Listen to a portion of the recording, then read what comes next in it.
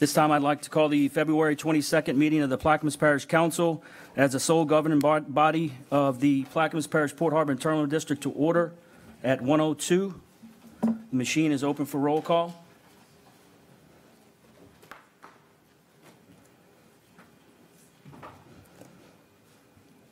Let the record reflect all council members are present except Councilmember Bartholomew. If we could please stand for the prayer, Mr. Juno will lead us in the prayer. We take this moment to acknowledge Almighty God and thank Him for our bountiful blessings, especially for the parish's natural resources. We give thanks to God for our brave and courageous men and women in our military who daily risk their lives to protect our precious freedom. And we pray for our world leaders to know how to obtain world peace. We pray that this government body, comprised of both council and administration, will always serve our parish with honesty, humility, and equality to all. And as this government body gathers here today, we pray for the wisdom to know right from wrong and the courage to do that which is right. And also, I'd like to take a few seconds of silence for the school in Florida where they had that terrible tragedy. Thank you. Thank you, Mr. Juno. I pledge allegiance to the flag of the United States of America and to the republic for which it stands, one nation, under God, indivisible, with liberty and justice for all. Good afternoon, everyone. Thank you. We'll just move right into the agenda. Ms. Barbara? We're going to go to item 7B, Mississippi River Coalition update by Mr. Sean Duffy. Councilmember Burt. Yeah, just briefly, before Mr. Duffy gives his presentation, those in the maritime or the river industry are probably familiar with his activities as it relates to the dredging of the river, maritime activities. Mr. Duffy, thank you for all your work for the state of Louisiana and all you do. I know you spend a lot of time with the Corps of Engineers, a lot of our federal, state partners. So thank you for being here today, and we look forward to your presentation. So thanks once again. And just before you start, I'll open it up to the board if they have any comments or questions. There being none, Mr. Duffy. Thank you, Chairman Burt. I'd like to thank you for the chance to present for you. When my board member, General Sandy Sanders, asked me to do a presentation, I told him yes, and he said, okay, we'll save the best for last, so I notice I'm going first. With that, I have a video that I'm going to share that's only been shown in 3 places, and it was one that Senator Cassidy asked us to put together to try to explain the different dredges and what we do with dredge material in Southwest Pass. I have a little bit of a PowerPoint. I'll try to move quick through the material, and hopefully hitting play here will start the Mississippi River video. Provides a vital economic pipeline through Louisiana and communities all around the globe. Nearly 500 million tons of cargo annually transit the Mississippi River ship channel from Baton Rouge to the Gulf of Mexico. It provides $400 billion in economic impact every year, and 20% of all waterborne commerce in the U.S. travels along the Mississippi. 20% of the nation's coal and petroleum products, and 60% of the nation's grain for export. 92% of the nation's agricultural exports are produced by the Mississippi River Basin, along with 78% of the world's feed grain and soybean exports, all dependent on the Mississippi River ship channel. $21 billion in annual agricultural exports are shipped through Louisiana's port system, which relies on the channel. Sedimentation occurs along the Mississippi as sand and silt wash downstream, gradually filling the shipping channel. This sediment must be dug out to ensure that the river maintains the required channel depth for today's massive cargo ships and tankers. This process is known as dredging. Dredging uses the removed sediment to create new coastal land. This new land is an important component of coastal restoration efforts in Louisiana. This important work is accomplished through the combined efforts of cutter head dredges and hopper dredges. Hopper dredges are large, self-propelled, seaworthy vessels that move up and down the river, sucking in the sediment and storing it in the ship's hull. The sediment is then transported to an approved disposal site where it can be pumped ashore and out of the waterway. Cutter head dredges work from a stationary location. Sediment is stirred up by the cutter head and then pumped out of the channel through a pipeline. For cutter head dredges to work efficiently, one lane of the channel must be closed. This one-lane highway must be serviced by hopper dredges in order to remain open. Vessels require a certain amount of water to float and not touch bottom. This channel depth continues to increase over time as larger and larger ships are deployed.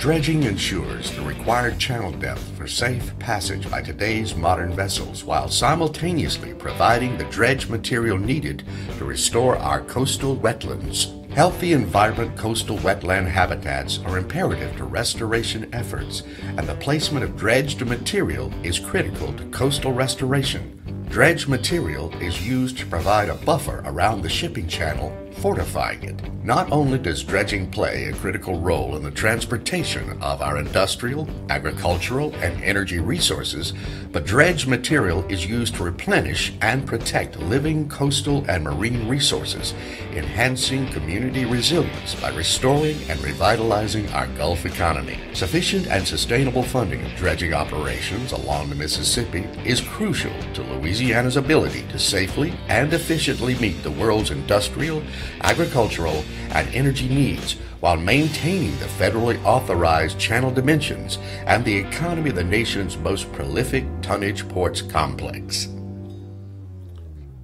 And that, as I said, I would go through the video very quickly, and I'm going to try to pull up a PowerPoint also.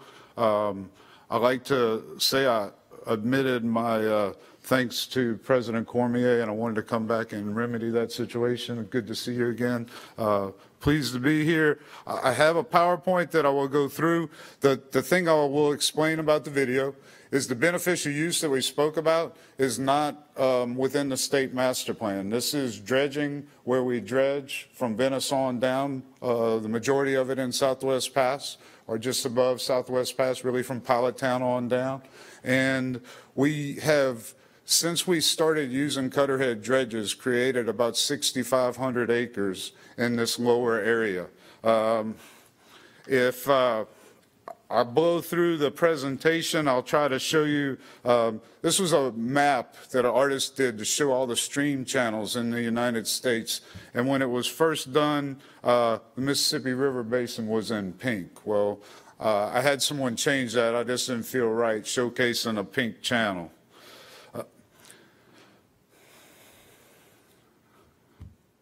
The main things that the coalition works on are deepening the river to 50 feet. It's a huge project for us. It's really a project that started within the coalition. At that time, we had met, the Army Corps of Engineers did a report several years ago to Congress talking about the nation's preparedness for the post-Panamax environment. And after meetings with them in Washington and Alexandria, we basically got them to do a memorandum to that report that highlighted the importance of the Mississippi River to the nation. That report really focused on container cargoes. We like to take all cargoes on the Mississippi River. We're diversified. We move a lot of different products. We're not a huge container port, although you know, the future is always open to change that.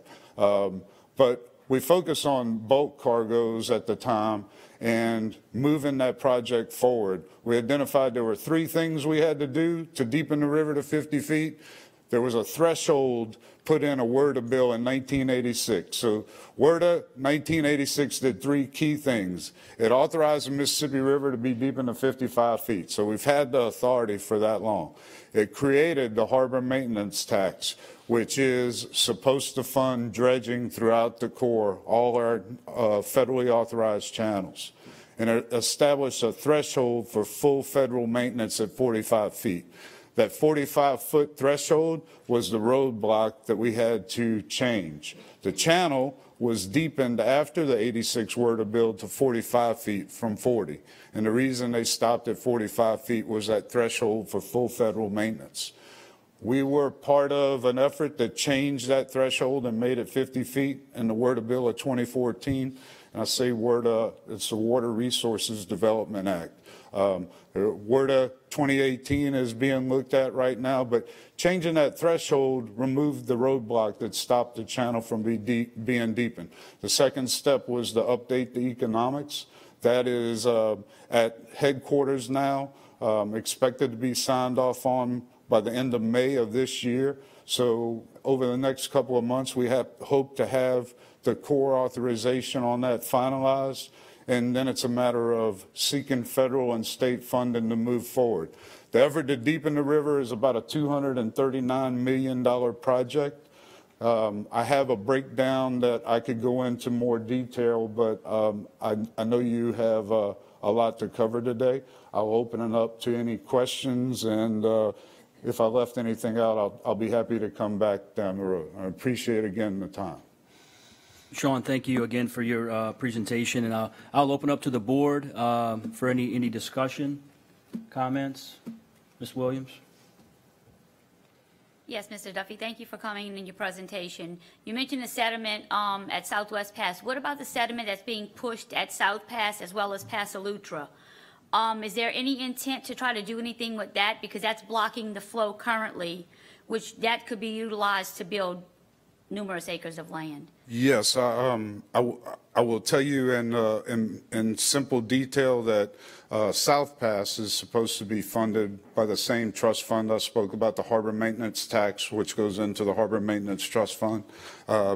We have sought full allocations for over the last decade. We are continue to make progress, but South Pass is supposed to be funded out of that fund, which has almost a $10 billion surplus. Until that core is put in funds specifically for South Pass, I see no real resolution other than we have pushed it for different funding, like through the Restore Act or different projects. We believe that all these projects offer very good beneficial use. So the highlighting the coastal restoration aspect is huge. Because of what we've been doing with cutter heads on the navigation channel, we have learned a whole lot. We know about what it costs and how to do things a whole lot better because we've been doing it. The other channels, we have major problems with. We'd love to say, I know Tiger Pass right now is about a foot. We're doing projects around Tiger Pass where you can much more efficiently and economically dredge Tiger Pass to use the material beneficially, but it has to piggyback off of a federal project. So there's a lot of challenges. We're behind all dredging, all beneficial use. We see as a very good thing, but we have to focus on the channel, and we sit with the Corps trying to increase their budget so that we can do more on Southwest Pass. If we ever had enough to do everything, we'd be happy to help and think that's really what the trust fund was designed for. Okay, thank you so much. Mr. Roussel? Thank you, Mr. Duffy, for your presentation. As we talk about Baptiste Colette as well, and if we're successful in getting the authorization to go to a deeper depth, do you believe that that trust fund would be responsible for the maintenance as well? The Harbor Maintenance Trust Fund is not the one that's linked to Baptiste Colette. If it does become, if it is deep into 26 feet, that argument could indeed be made. I think the threshold varies at different times, and I have not been involved in that those discussions, and I'm not sure, and you may know, but if it is a harbor maintenance tax allowed expense, if that's a project that can be funded from that, we would of course be pushing that it is indeed funded. Thank you. Anyone else from the table? From the audience?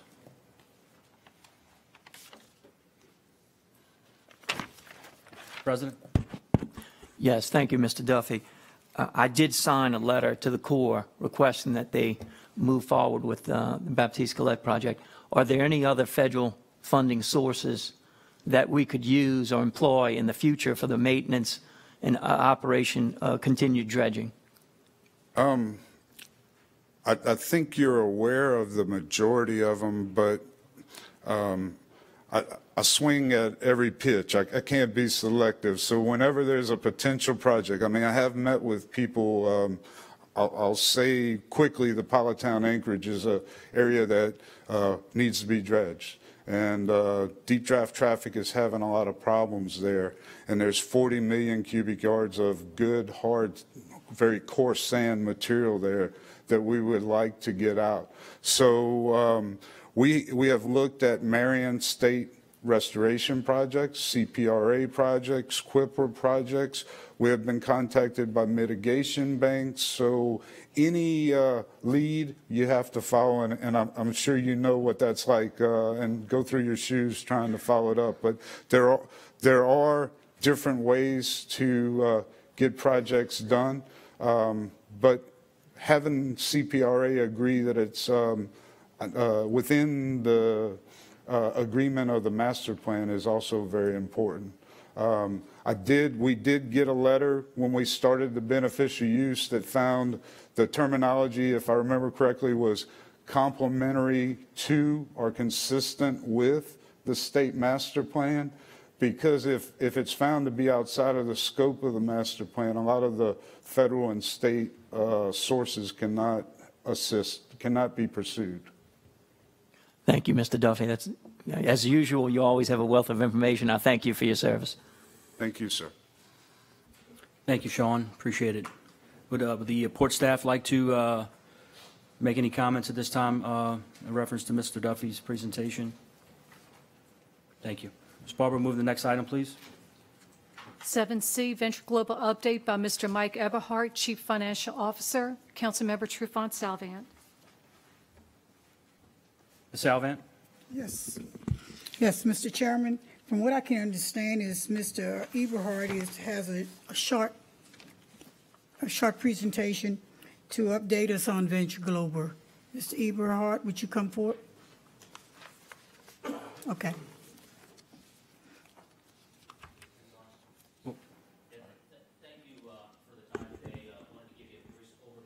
We are on our project and give you a brief update.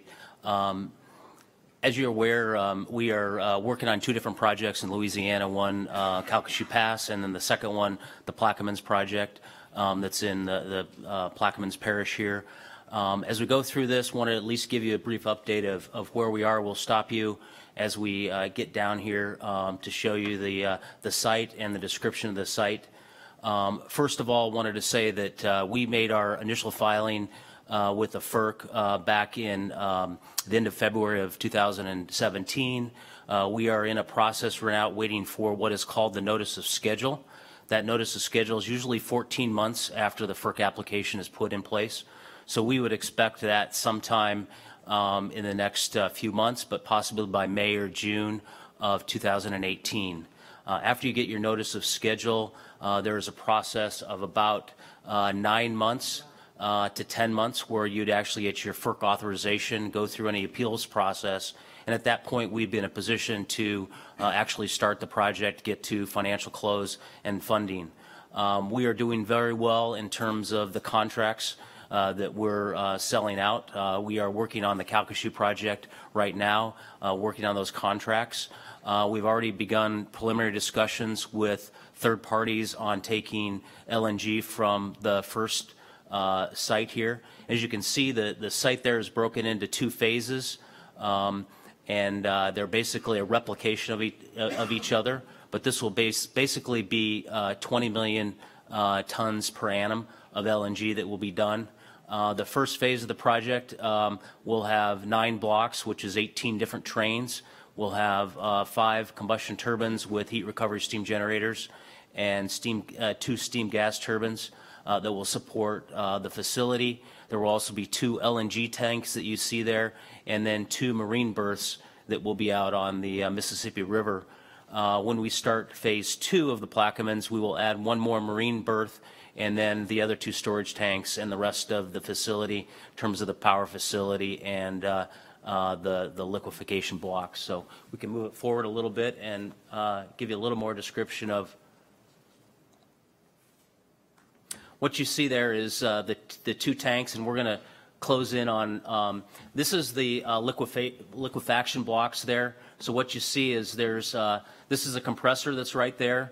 There's fin fans that are over top of that facility. So from a pollution standpoint, we're using air-cooled as our mode of cooling the facility to reduce the emissions. There's the cold box there, which takes the natural gas and chills it down to LNG, basically collapses the natural gas by 600 times into a liquid state that then can put on the ships.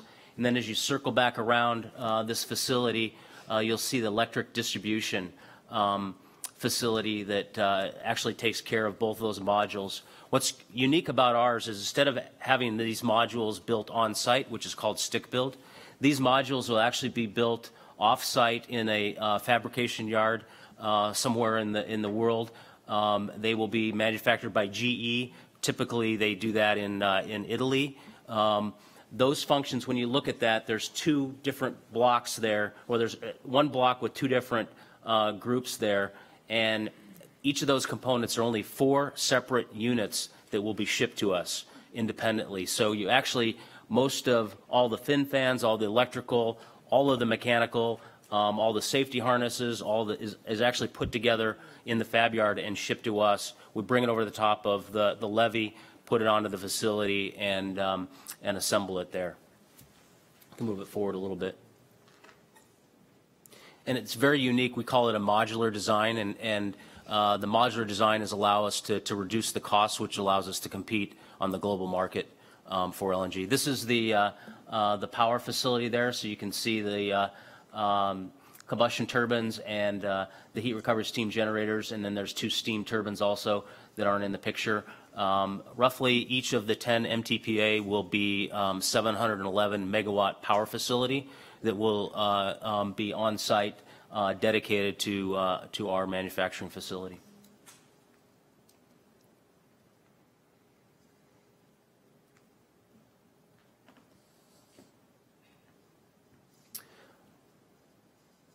As we move forward, we are looking to get to financial close as soon as we can in 2019 for this facility and moving through that. The timing of that is obviously dependent on the customer contracts as we get them signed up.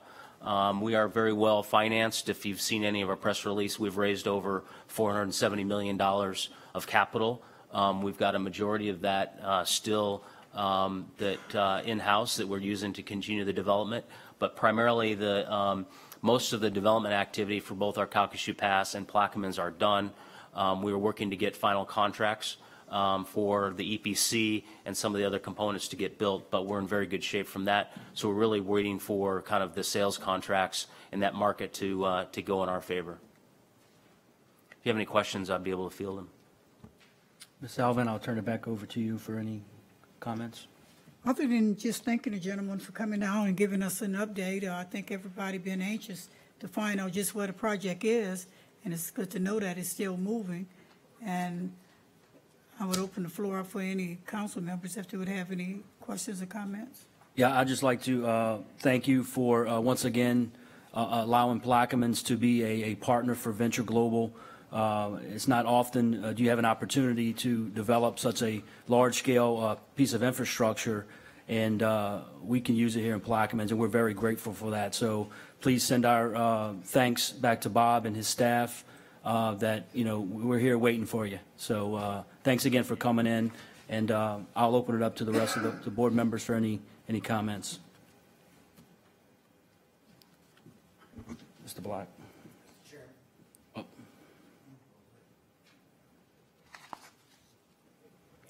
Sandy, go ahead. No, we had a presentation last night from a local economist, Dr. Lawrence Scott. He was very complimentary of your project, and his timeline was in concert with what you just detailed. So we're proud of y'all, and like the chairman said, we can't wait till you get here. Yes. Mr. Black? Yeah, thank you. I appreciate you taking the time to come down as well and give us this presentation. It's definitely something that we need within our community. So obviously you guys are in the front-end engineering and design phase of your project, the FEED. And you did mention, and I'm glad you did, about FID, which I had a question to Sandy some time ago, and of when that final investment decision is going to be made. So you're thinking around 2019? Because that is a question I think that's really out there. Yeah,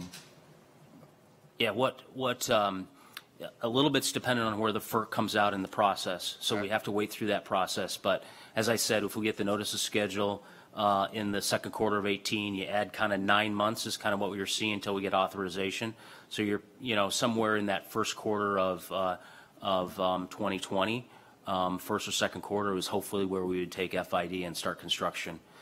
We are actually past the FEED process. Okay. So we are finishing up our EPC contract for the Calcasieu right now, and as soon as we get that one done, then we'll turn our attention over to working through the other contracts. We actually do independent contracts for the marine services. We also do surge wall if there's any protection around the facility. We do the tanks independently. We've got all the GE. So all those are separate contracts, which allow us to negotiate with those independently. And allow us to get a better price to compete in the marketplace. So very well designed in terms of how we're competing, because you're competing for those molecules around the world. Okay. Yeah, and I appreciate that. And I have some very good appreciation for where you guys sit, because I did sit in Mr. Burt's chair for the last 2 years. So I've been very informed of the entire process. And I do understand how important FID is, because that is it. And knowing that particular kind of time frame, so we're not really holding our breath or whatnot. And I know how important it is and how many things and variables that are involved in it. So I just want to express to you and to Venture Global, anything that we can do as a council, as the port, to help alleviate any of those issues. So when you do get to that particular stage, you won't have to say, well, it's because of these guys and ladies up here.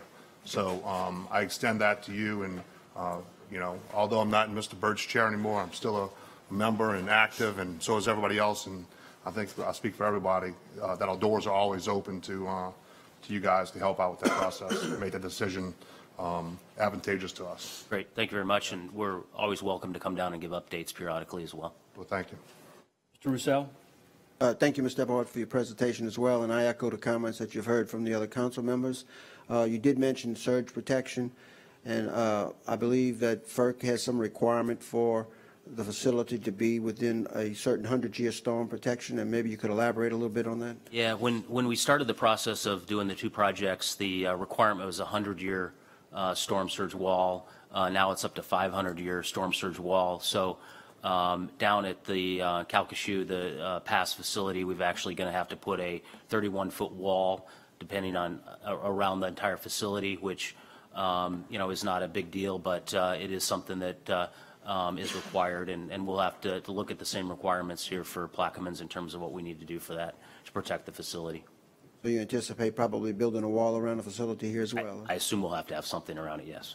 Protect it from the floods. Thank you, and I look forward to working with you in the future as well. And up to this point, have you had any, haven't had any problems or anything that we couldn't overcome with this process as far as the local government? No, we're going through the process of everything that is working as we expected. You guys are helping us get the additional land that we are requesting, and to give us the full 1,200 acres. So that's really important to us from a cost perspective and how we build our construction. So we appreciate all the effort that the port's doing to help us on that. Thank you. Thank you.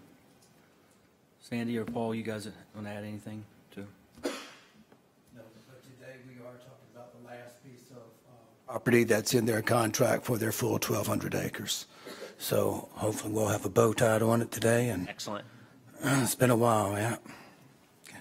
Okay. Mr. President? Yes, thank you, Chairman Burt. Thank you, Mr. Everhart. I think you stated in your presentation that you have $470 million of capital. Now, is that raised for the Calcasieu project or for the Plaquemines project? It's for both projects. That's to date what we've raised from private investors. Okay. What's the total amount, estimated cost of the Calcasieu project?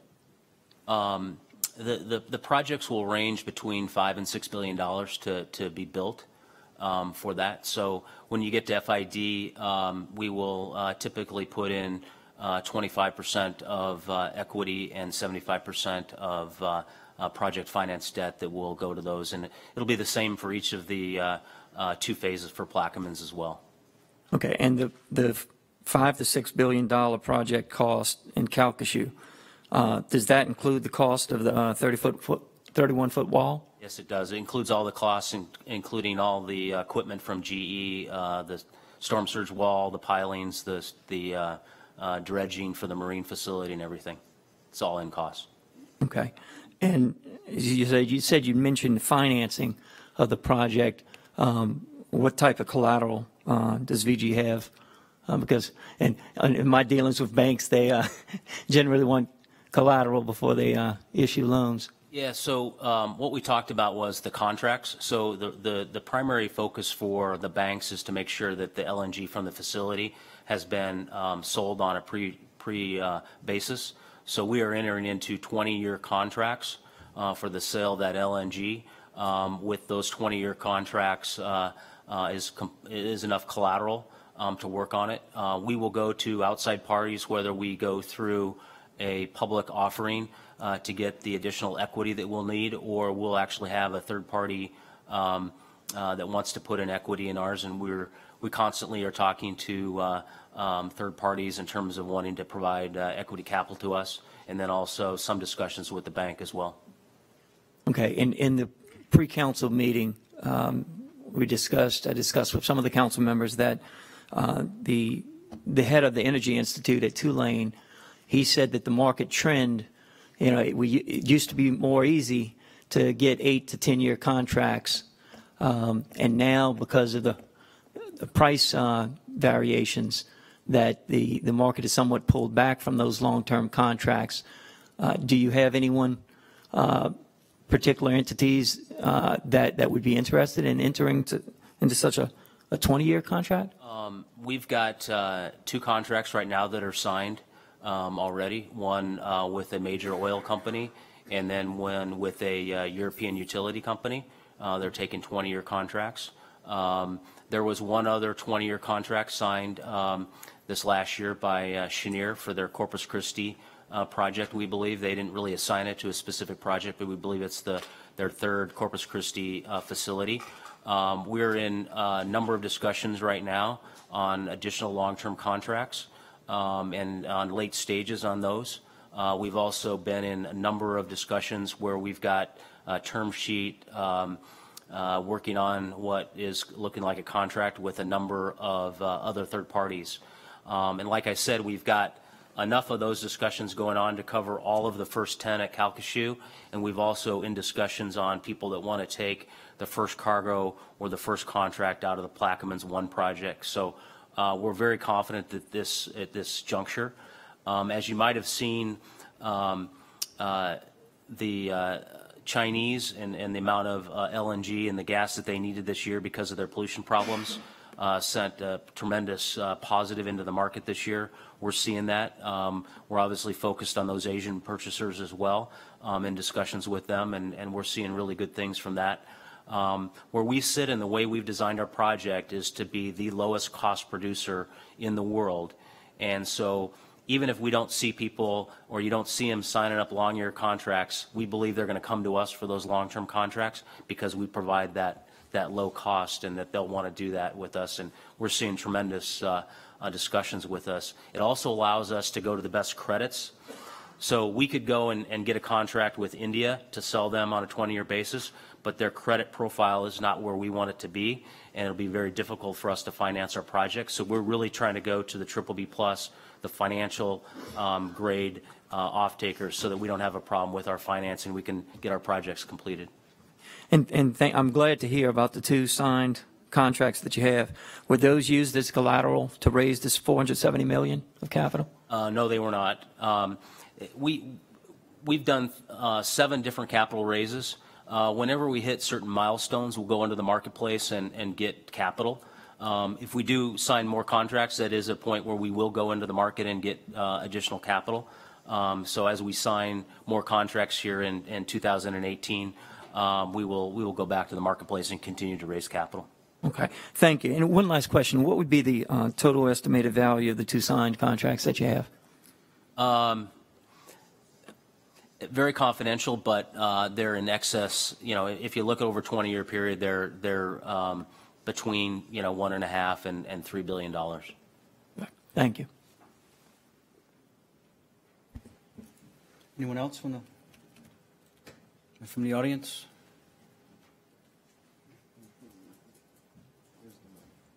Yes, Mr. Everhart. My name is Arthur Henry, and I was skeptical of this project in the beginning. But you being the chief financial officer, you came in and explained all your finances to the president. Seems like you can go to the market and get ready cash to do this. I think we're on the right track. Thank you. Congratulations, sir. Thank you very much. Thank you, Mr. Henry. Once again, Mr. Mike, thank you, and safe travels. And we'll move to the next item. 2A, executive session, receipt and discussion of attorney-client privilege communications in regard to potential and proposed actions of the Louisiana International Deepwater Gulf Transfer Terminal Authority and the impact of those actions on Plaquemines Port Harbor Terminal District. Attorney J. Kendall Rathburn and Councilmember Burt. I'll offer an act for a second. Second by Councilmember Juneau. Machine's open for executive session.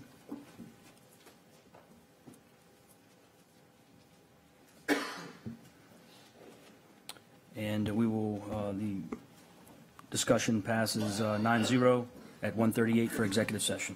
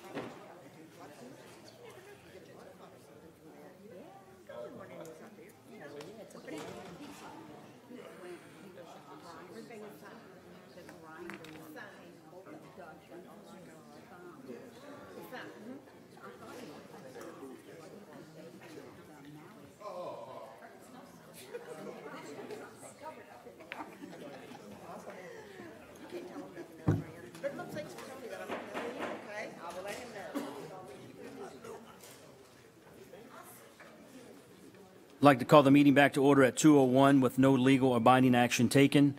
We'll move to the next item, please. Status report by the Executive Port Director.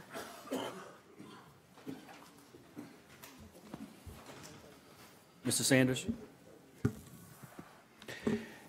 Good afternoon, Mr. President, Mr. Chairman, Mr. Vice Chairman, members of the board, and fellow citizens. I am Sandy Sanders. Follows as my Executive Director report for the reporting period of 25 January to 21 February.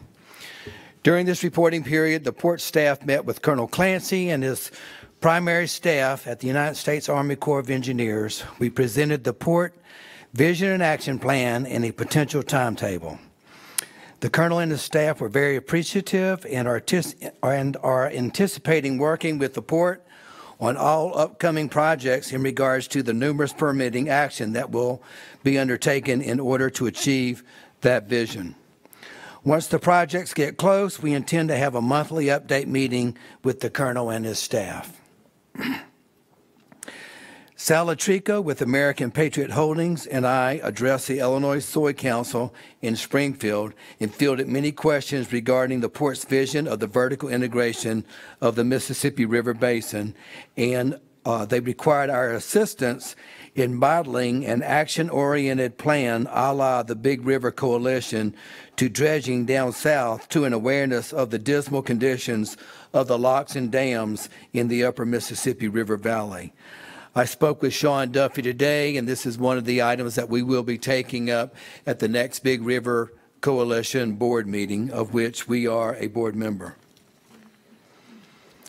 I addressed the leadership of the Greater St. Louis Freightway Alliance, providing a port and APH update.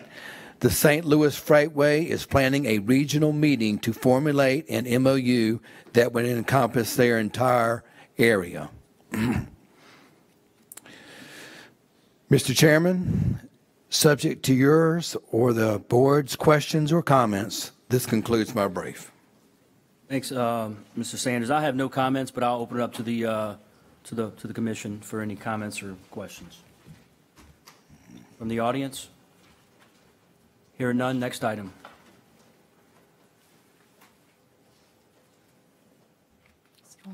Bids and advertisements. There are none. Introduction of ordinances and resolutions. Councilmember Bartholomew? Mr. Black? Mr. Lepine? Mr. Juneau? I have two. A resolution adopting the addition of the operating policies for the Plaquemines Port Harbor and Terminal District, the port. An ordinance authorizing the Plaquemines Port Harbor and Terminal District, the port, to accept funds from Port Security Grant Program EMW-2017-PU-00169 for firefighting bunker gear and equipment and otherwise to provide with respect thereto. Mr. Roussel? None. Ms. Salvant? I have none. Mr. Edgecombe? None, sir. Ms. Williams? None. Next item, please. 6A1, an ordinance authorizing Sandy Sanders, Executive Director of the Plaquemines Port Harbor and Terminal District, to purchase land owned by Richard Waldner and to then lease the property to Mr. Waldner on a short-term basis and otherwise provide with respect thereto. I'll offer and ask for a second. Second by Councilmember Edgecombe. Any comments or questions from the table? Audience? Mr. President? Yes, thank you, Mr. Chairman. In this ordinance states, it sets the price for a land acquisition by the government at $300,000 to be purchased by from Mr. Richard Waldner, and then purports, what it does is it then sets another price for a lease of the same property that the government will be buying, and then the government's going to turn around and administer the lease to the individual who was the owner at that point. And that, to me, that is the textbook definition of governmental ownership and administration of land and the distribution of lands. And as the parish-wide elected official, Plaquemines has always been a firm believer in the private markets, in free markets. And so when I first read this ordinance, I had being a free market, private market believer, believe in those principles. That's how capitalism works. It sort of shocked me that this ordinance would sort of meet the Webster's definition. The Webster's dictionary, defines socialism as governmental ownership and administration of the means of land production and of distribution of goods and lands. And so there's I have a philosophical, which I have to make that statement clear for the record. But putting that aside, this also will have the effect of classifying this property under Louisiana Constitutional Article 7, Section 21, making it tax exempt.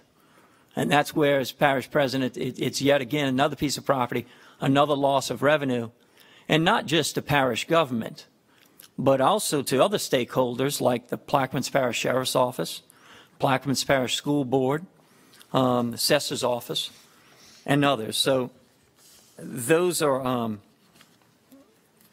and those are two of the reasons why I want to make it clear for the record that I can't support this. I have to take a stand against this ordinance. And I think we just heard Mr. Eberhardt give a good explanation of where what VG is doing. But even if you look at this ordinance, this is to buy land from Mr. Waldner, and the government to buy land from Mr. Waldner, and then the government to turn around and lease it back to the same person. So, and Mr. Eberhardt was very sincere and frank, and I conveyed to him that if we can be of any help on clearing the pathway for the zoning in the area, we want to do that, just like we did for IGP methanol, and try to keep things moving that way. But when it comes to government ownership and government administration of leases, I just can't support this. And like I said, it's not like we're leasing the property back to Venture Global. So that's just wanted to state that for the record, Mr. Chairman. Thank you, Mr. President. But let me ask you this. When did you get a copy of that ordinance? Like right before the council meeting, right? So let me just give you a brief explanation of what this is. Had you called me, I probably could have explained it to you. The port is going to buy the property from Mr. Waldner, and the port is going to lease it back to the gentleman at a concession. The gentleman did not have to sell the land to the port, but as a concession to him, we're going to lease it back to him for what, less than a 12-month option to give him the ability to relocate somewhere. So it's not a long-term lease. It was a concession to the landowner for the port to purchase the property to fulfill our obligation to Venture Global. Thank you. That's still.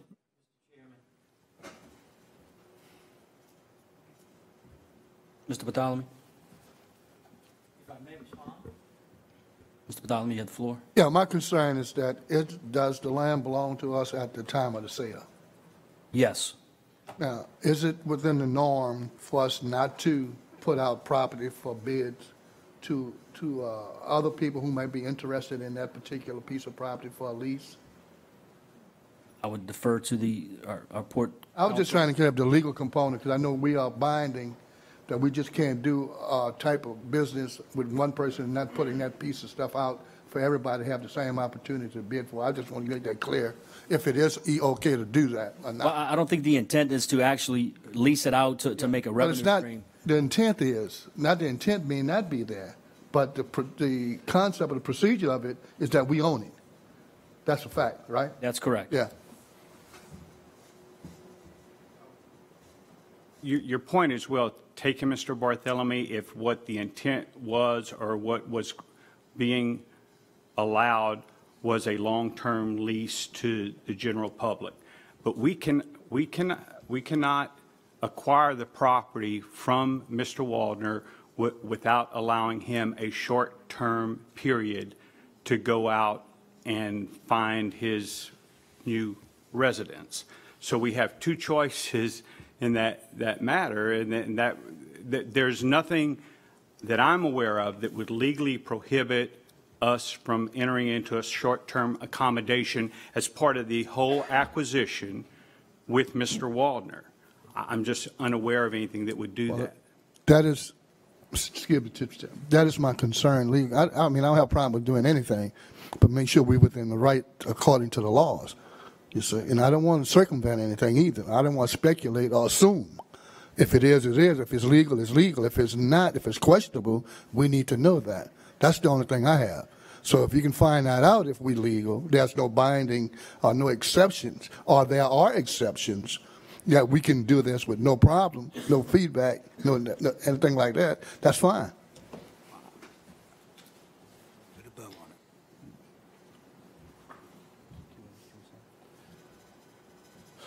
Mr. Russell? It's my understanding that this is a condition of the sale. Yes, sir.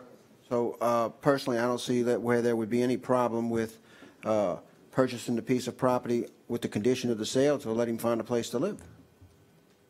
That's exactly what it is. I agree, Mr. Roussel. And as far as the zoning issue, I think that we've taken care of most of the zoning in that area. And if this particular piece is not in that mix because we didn't own it at the time, I'm sure we'll be glad to have a zoning board hearing and accommodate VG to conform with the rest of the property that's surrounding it. Absolutely correct, Mr. Roussel. Thank you. I am concerned about it being a sale, and we own it at the sale. Now, if it's not a sale, we're not leasing it to him. We're just giving him permission to stay in acquisition in a period till he get himself together. That's fine. But we are charging him a rent. I'm not mistaken, right? Minimum amount of fee. See, that's my problem. That's my problem. If you don't charge him a fee, I understand that. Within so many days, he will be moving out. No problem. But you are charging. So that means we own it and we are putting a value on the piece of property that we own. And no one has the exception. Now, the exception would be we buying this place from him and we'll give him X amount of days, a month, whatever it takes for him to clear himself out of the area, which is no problem. But that's not being said. I would be more concerned doing it that way, Mr. Bartholomew, tell you the truth, because then we get into, was there some sort of donation of public properties for the private use of someone? And I will admit that the amount of rent is not a lot of money. It's $250 a month. And it is an accommodation to him, but he will not sell it absent being able to stay. So I'll put it on me. I thought the best thing to do was to charge him some rent that he was okay with, as opposed to simply tell him you can live rent-free for 6 months. I was really concerned about doing something like that. Well, that was part of the acquisition of the sales of the property itself. We bought it under those conditions. You see what I'm saying? That deal was spelled out into the agreement and the actual sale at that point in time, that he'll sell it with understanding that we give him extended period of time to do what he needs to do to move off the property. And then nobody can object to that because this is part of the conditions of the sale. Not buying, then renting it, or attaching a fee to it. As I was saying. But, I mean, other than that, I don't have a problem. I really don't. But that's the question that I have, and I have a concern about that. The only thing I would request to the council, and I've requested it to the chairman, is we can't really afford to defer this. I don't mean to. We're not deferring it. Whether yes or no, I just don't want us to get back into what we all know was a pretty bad situation before. I agree. Ms. Salvant? Yes. I just would like to say, I don't think any one of us is against this ordinance, but to elaborate on what Mr. Roussel said earlier is that if this concession and lease was a part of the agreement initially, I mean, I think that you guys should have been more forthcoming with that response.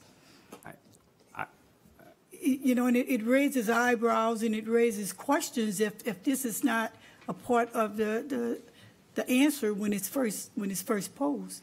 And that is on me. I apologize. I didn't intend to not be forthright. I thought we would explain everything here, and I apologize. You're correct, and I just. Because Mr. Bartholomew also has a lot of legitimate concerns, and I don't necessarily share all of them because I know what the intent, you know, what the port is intending to do. But, you know, when you're speaking in public and all of the ears are listening, it kind of raises eyebrows, you know, and we don't want to leave anything out there unanswered. Yes, ma'am. Thank you, Ms. Salvant. Any more comments from the board, from the audience? Hearing none, we'll move to a vote.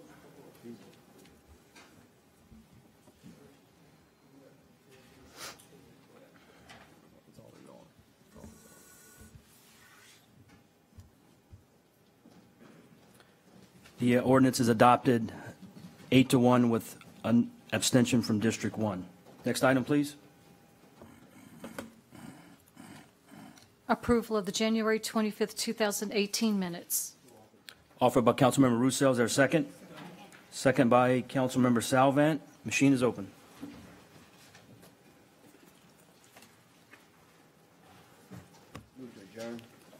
Mr. Roussel would like to make a motion to adjourn. Is there a second? Unanimous? Unanimous adjournment?